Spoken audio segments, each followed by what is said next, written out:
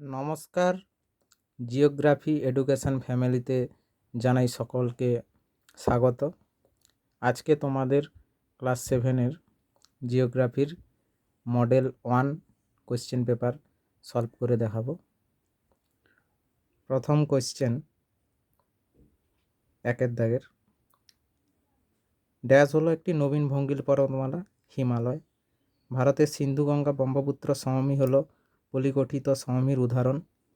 পৃথিবীর বৃহত্তম মালভূমির নাম তিব্বত। ড্যাশ পর্বতমালা থাকার জন্য সাইবেরিয়ার তীব্র ঠান্ডা ও বাতাসকে বাধা দিয়ে ভারতের শীতের তীব্রতা কমিয়ে দেয়, হিমালয়।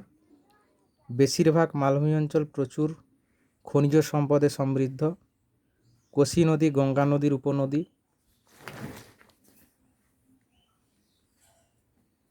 শুষ্ক অঞ্চলে সুগভীর গিরিখাতকে ক্যানিয়ন বলা হয়। যে নদী একাধিক দেশের মধ্য দিয়ে প্রবাহিত হয় তাকে আন্তর্জাতিক নদী বলে। পৃথিবীর বৃহত্তম নদী আমাজন এ কোনো বদ্বীপ নেই। সারা বছর যে নদীতে জল থাকে না তাকে অনিত্যবহ নদী বলে। এরপরে শুদ্ধ অশুদ্ধ নির্বাচন করো। প্রথম, ব্ল্যাক ফরেস্ট একটি আগ্নেয় পর্বত, অশুদ্ধ। মালভূমির বেশিরভাগ ঢেউ খেলানো সমতল হয়, শুদ্ধ। ভূমির ঢাল বৃদ্ধি পেলে নদীর শক্তি কমে যায়, অশুদ্ধ। ব্যাসাল্ট একটি পাললিক শিলার উদাহরণ, অশুদ্ধ। দক্ষিণ আফ্রিকার তৃণভূমির নাম ভেল্ট, শুদ্ধ। অ্যাটলাস পর্বতের সবচেয়ে উঁচু শৃঙ্গটি মাউন্ট তৌবকল, শুদ্ধ। পর্বতের ওপরের দিকে ছোঁচলো অংশটির নাম পর্বতগ্রন্থি, অশুদ্ধ। পাতগুলি আস্তনোস্ফিয়ারের ওপর ভাসমান অবস্থায় থাকে, শুদ্ধ। অনেকগুলি ছোট ছোট জলধারা প্রধান নদীতে মিশলে তাদের শাখা নদী বলে, অশুদ্ধ। প্রাচীনকালে টাইগ্রিস ইউফ্রেটিস নদীর ধারে চৈনিক সভ্যতা গড়ে উঠেছিল, অশুদ্ধ। এরপর বাম দিকের স্তম্ভের সঙ্গে ডান দিক মেলাও। কঙ্গো নদীর অববাহিকা, এটা হবে ঘন জঙ্গল, চিরসবুজ।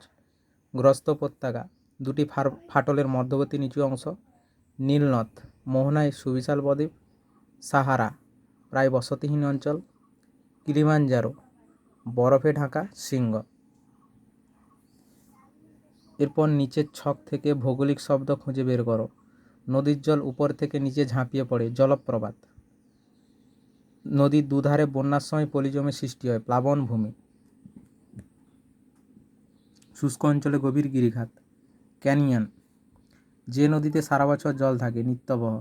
নদী যা বহন করে, পলি। একটি ভঙ্গিল পর্বত, আল্পস। একটি আগ্নেয় পর্বত, ভিসুভিয়াস। বহু দূরে উড়ে গিয়ে সঞ্চিত হয়, লোয়েস।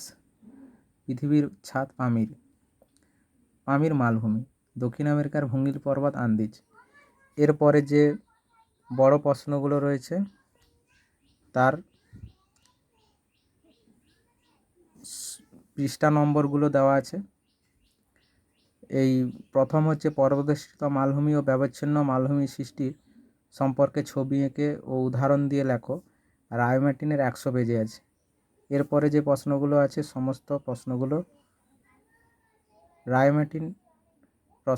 রায়োম্যাটিন সহায়িকা এবং টেক্সট বইয়ে রয়েছে।